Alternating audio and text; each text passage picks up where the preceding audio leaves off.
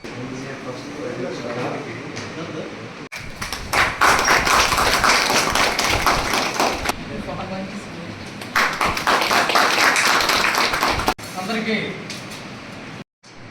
అమూల్యమైన సలహాలు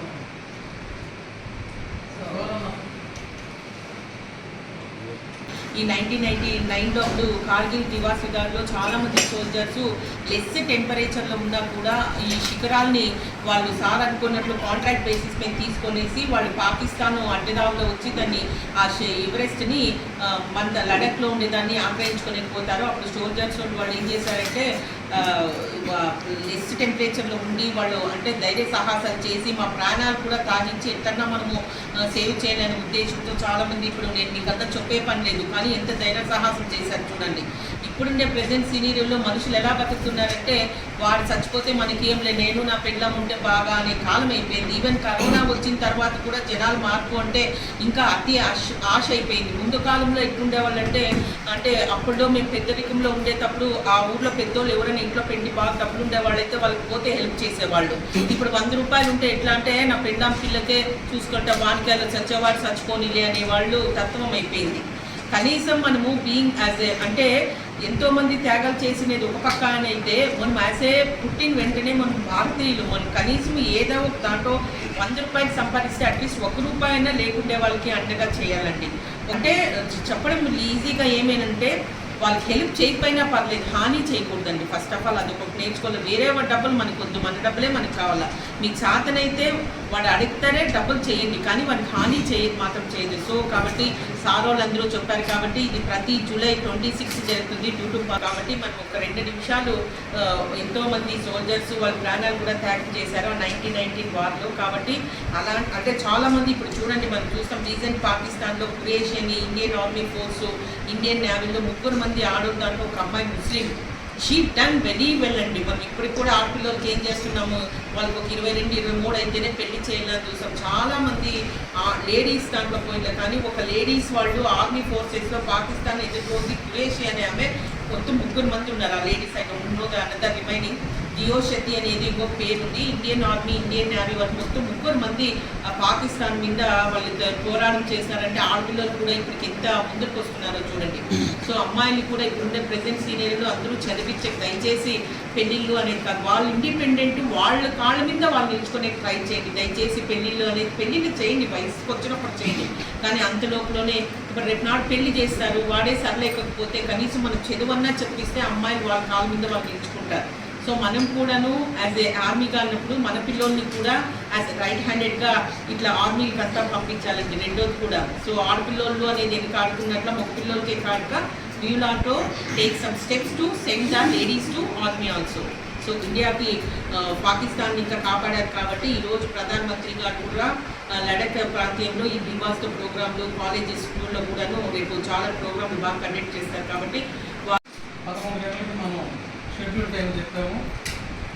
1 అవర్ అయినా దాదాపుగా అందరూ డిసిప్లిన్గా ఓపికగా ఉన్నందుకు అందరికి కూడా పేరు పేరున నమస్కారాలు తెలియజేస్తున్నాం. యొక్క ముఖ్య ఉద్దేశం ఏంటంటే మొత్తం దేశమంతా కూడా ఈ యొక్క కార్గిల్ విజయ దివాసాన్ని జరుపుకుంటున్నారు.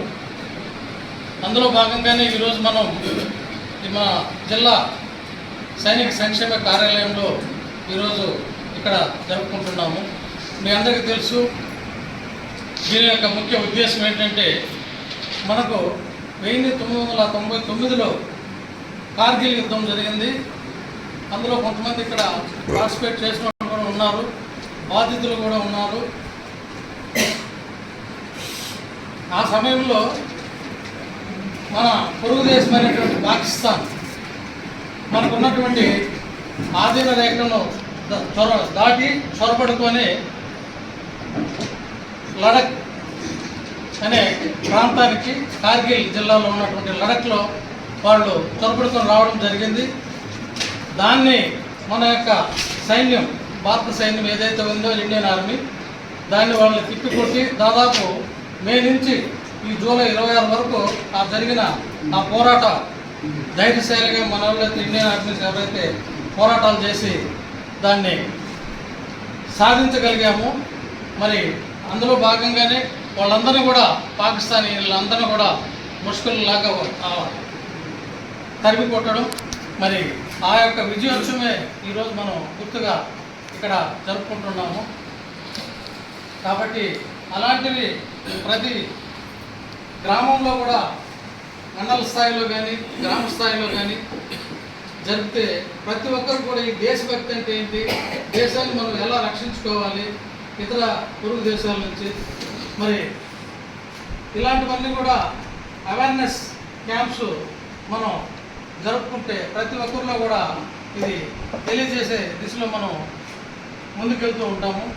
మరి అలాంటి కార్యక్రమాలన్నీ కూడా ఎక్కువగా విస్తృతంగా జరిపితే చాలా బాగుంటుందని నా ఉద్దేశము. మరి ఎవరైతే అప్పుడు వీర జవాన్లు సైనికులు అందరూ కూడా ప్రాణానికి తెగించి మరి ఎంతో సాహసంగా పోరాడి మనం ఆ యొక్క గీత దాటి వాళ్ళని తరవడం కూడా మన హద్దులు దాటి చాలా వీరోచితంగా పోరాడినటువంటి సైనికులందరూ కూడా ఎవరైతే ఆ సందర్భంలో మరణించి ఉన్నారో వాళ్ళందరికీ కూడా మనం ఘనంగా నివాళులు అర్పిస్తూ ఈరోజు ఈ యొక్క కార్యక్రమంలో మనం ఈ చెప్పుకోవడం కూడా జరుగుతూ ఉంది.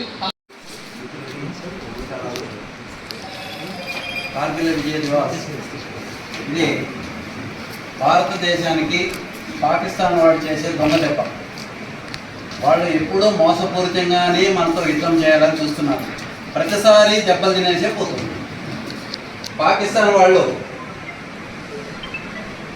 మన అగ్రిమెంట్ ప్రకారం అది -20-30 డిగ్రీలతో ఉండే ఏరియా, అక్కడ రెండు పక్షాన సైనికులు విత్డ్రా చేసుకుంటారు. ఇంత ఏరియా నుంచి మేము విత్డ్రా చేసుకుంటాం, ఇంత ఏరియా మీరు కూడా విత్డ్రా చేసుకోవాలని.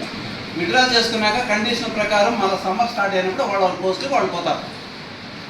అలాంటి అగ్రిమెంట్ చేసుకున్నాక మనం నమ్మకంతో మన ఎన్నిక వచ్చేసాము. పాకిస్తాన్ వాళ్ళు ఈ గొర్రెలు మేకల సహాయంతో మేపే వాళ్ళలాగా వచ్చి మన టైగర్ హిల్స్ అంతా ఆక్యుపై చేసుకొని మనల్ని దొంగ దెబ్బ తీశారు. దొంగ దెబ్బ తీసింది కూడా ఒకందుకు మనకు మంచిదే. అంతవరదాకా మనకు కొంత నమ్మకంతో ఉండి చాలా నష్టపోయాం. ఆ కార్గిల్ యుద్ధంతో మనకు మంచి గుణపాఠం జరిగింది. అప్పటి నుంచి మనం అలర్ట్గా ఉన్నాం. ఇంతవరకు వాళ్ళకి అవకాశం ఇవ్వకుండా వాళ్ళు చేసిన ప్రతి తప్పుకి సమాధానం చెప్తూ మనం ముందు పోతున్నాం. మన దేశం ఉన్నతంగా ఎదుగుతూ ఉంది. దీంట్లో యువకులు కూడా ముఖ్యంగా ఈ యొక్క సైన్యంలో చేరి దేశ సేవ చేయాలని కోరుకుంటూ ఈ అవకాశం ఇచ్చిన పెద్దలకి నమస్కారం తెలియజేస్తుంటే జై శ్రీరామ్. చేసిన వాళ్ళకి అందరికీ నివాళులు అర్పిస్తూ ఒక 2 నిమిషాలు మనకు సైలెన్స్ పాటిస్తాం.